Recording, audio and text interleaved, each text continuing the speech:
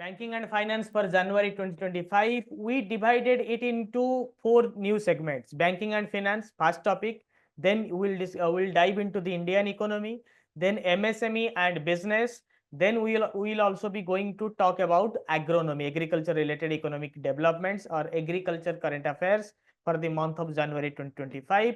Also, we are going to bring a separate agriculture monthly affairs series from January. In 1 or 2 days, I will be taking that class. You all know CBO batches are on, though the CBO exam is going to be scheduled little late. Notification में देरी हो रहा है, but दुरुस्त रहिए कि notification बिल्कुल आएगा। आरआरबी के बैचेस ऑन है, बॉब सब कुछ ऑन है।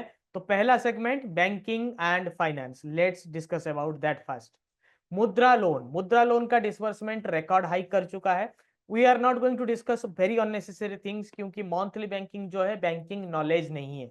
These are not knowledge, these are just basic developments related to banking। ठीक है, जैसे आपके ऑफिस में आप गॉसिप करते हो, these are gossips of banking industry, but some gossips carry some static point। जैसे कुछ गॉसिप में दम होता है, कुछ में दम नहीं होता है। जब आप ऑफिस में किसी की बुराई करते हो, वो सच में कभी कभी बुरा होता है और सच में बुरा भी नहीं होता है। तो ये this is basically A gossip inside the banking industry, but IBPS used to ask questions. They ask so many gossip related questions in CBO and RRB. For others, you have to dive into the static part here। ठीक है, आपको यहाँ पे बाकी लोगों को यहाँ पे इसके स्टैटिक्स देखने होंगे। जैसे MSME में एक टीम इनिशिएटिव लॉन्च किया गया है, स्टार्टअप डे है, ये सब कुछ चीजें आपको यूनिवर्सल मिलेगा, राइट। तो मुद्रा लोन का disbursement is now record high in Q3 of FY 2025। मतलब which is FY 25 Q3 किसे कहते हैं? किसी भी ईयर का Q3 कब है? Yes, September to December is Q3, September to December 2024 is Q3। तो परफॉर्मेंस सबसे हाई है, आपको बाकी चीजें जानना नहीं है। ये मुद्रा लोन का कैटेगराइजेशन है फ्रॉम FY 25, जो कि बजट में अनाउंसमेंट है। तरुण लोन अप टू 20 lakhs आपको मिलेगा। This is static for MSME, for BOB, for everybody it is important. I hope all of you know this last point, right. चलिए आगे बढ़ते हैं। Banks disburse 38,000 crore under ULI pilot. ULI is similar initiative like UPI payment initiative है।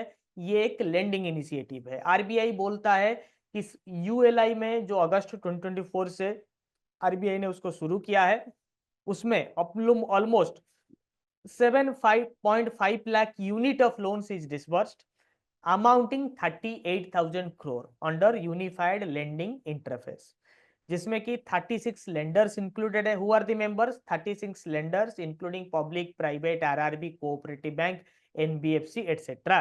ठीक है। Services, ULI leverages 50+ data services, मतलब वो आपके 50 टाइप के डाटा को एनालिसिस करके आपके लोन एलिजिबिलिटी कैलकुलेट करता है। जैसे कि बहुत सारे बैंक में आपके सिविल, आपके बैंक बैलेंस, उसके बेसिस पर आपको ऑटोमेटिक लोन मिल जाता है, इंस्टा लोन मिल जाता है। उसी तरह से ULI एक ऐसा सर्विस होगा जिसमें आपके कैलिबर, आपके रिपेमेंट कैपेबिलिटी, आपके इनकम टैक्स रिटर्न्स, आपके सैलरी, आपके बैंक अकाउंट के एवरेज बैलेंसेस, अगर आपको KCC दिया जा रहा है तो आपके लैंड रिकॉर्ड्स या आपके प्रॉपर्टी एग्रीमेंट, सेटेलाइट सर्विसेज में से आपके geo tagged location, current address, property address, ये सब को देखते हुए आपको लोन मिल जाएगा। 12 टाइप के लोन कैटेगरीज है, जिसमें किसान क्रेडिट कार्ड, MSME, ये सब अवेलेबल है। ई मुद्रा loan, business loan, personal loan, home loan, सब कुछ रहेगा ULI के तहत। Got it? For more such classes, videos, notes, quiz, test series, etc., you need to register for a dedicated course in our application or from our website. Moreover, you can also enjoy few of our premium sessions in member-only mode. So for that, you need to click on join button available after your subscription in YouTube. So stay tuned, stay prepared. तो अगस्त 2023 से RBI ने इसको pilot basis पर चलाया हुआ है। ठीक है, तो it's a part of digital public infrastructure. Then RBI injects 5.1 billion liquidity through FX swap. FX swap क्या होता है? फॉरेक्स स्वैप होता है, क्योंकि RBI को लिक्विडिटी इंजेक्ट करना है। डॉलर, क्योंकि डॉलर के प्राइस बहुत बढ़ रहे हैं, रूपी के प्राइस ड्रॉप हो रहा है।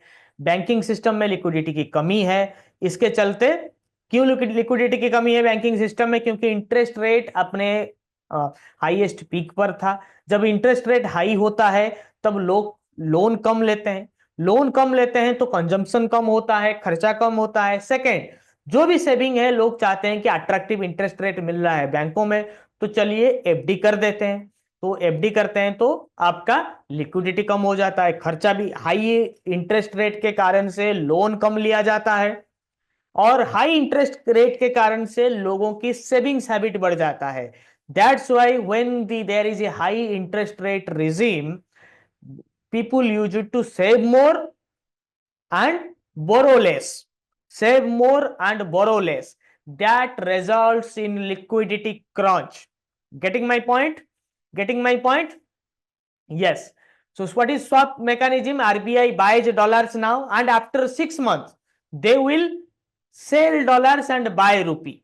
They will reverse this transaction. So RBI wanted 5.1 billion, but they got 25.59 billion. They got offer of 25.59 billion, but they finally accepted 28 bids worth $5.1 billion. Got it?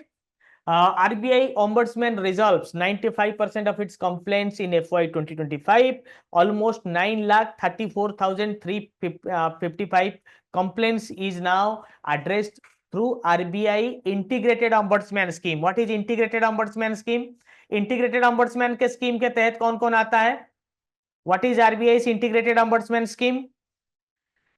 ठीक है, 95% complaints were resolved during the year.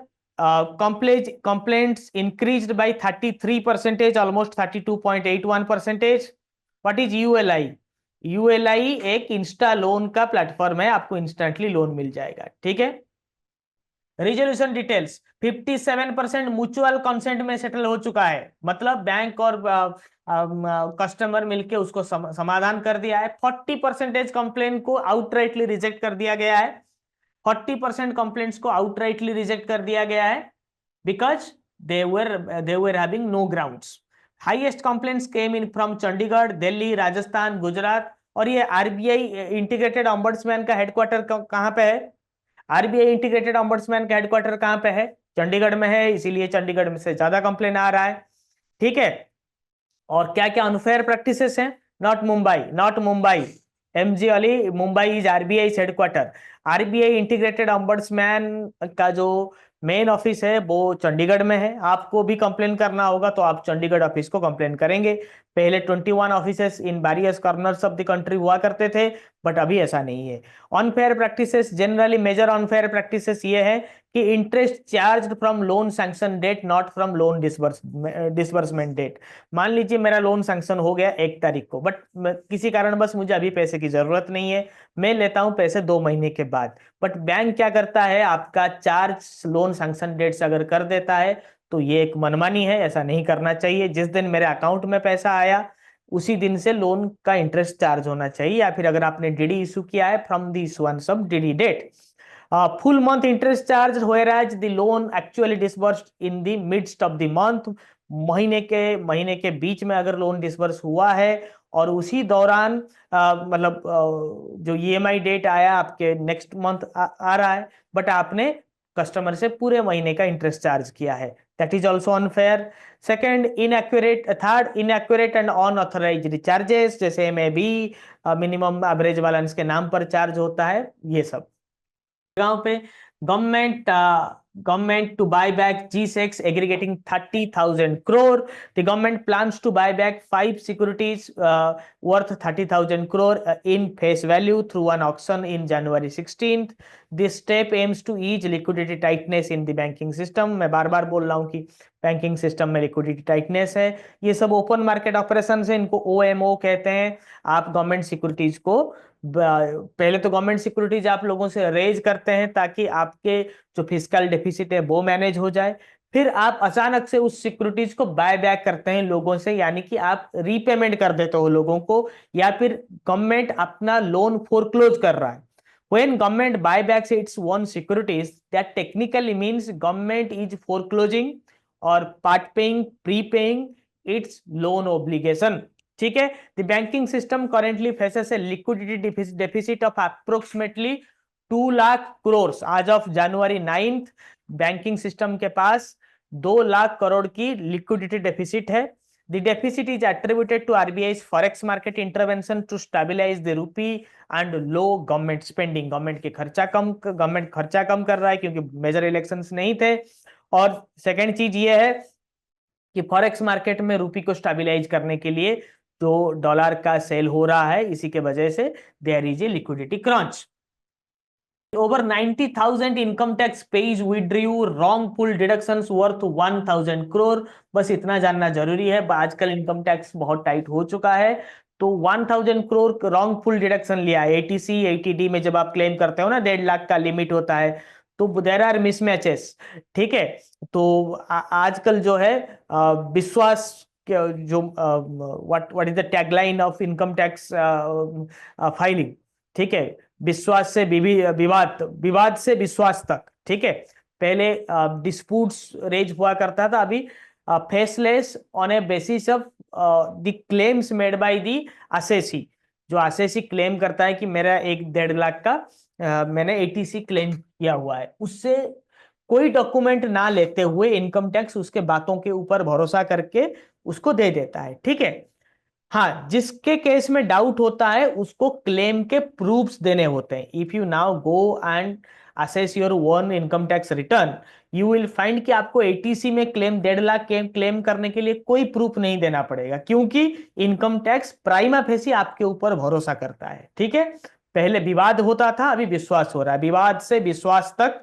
मतलब now they believe in the tax payer, but these tax payers, over 90,000 tax payers have cheated the government. ठीक है, जहां पे विश्वास होता है वहीं पे धोखा होता है, राइट। जब जिस आदमी को सबसे ज्यादा भरोसा करते हो वही आपको सबसे ज्यादा धोखा देता है।